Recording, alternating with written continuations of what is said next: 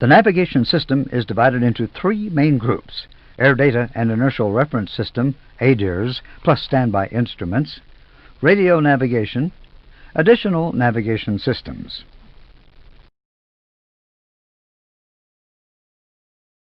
There are several subsystems within each group. The first group includes Air Data Inertial Reference Units, ADIRUs, Global Positioning System, GPS, standby instruments. Let's concentrate on the radio navigation group.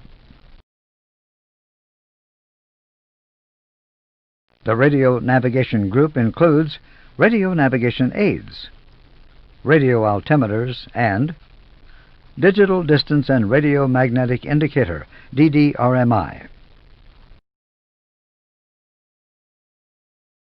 The additional navigation systems include Ground Proximity Warning System, GPWS, ATC transponders, weather radar.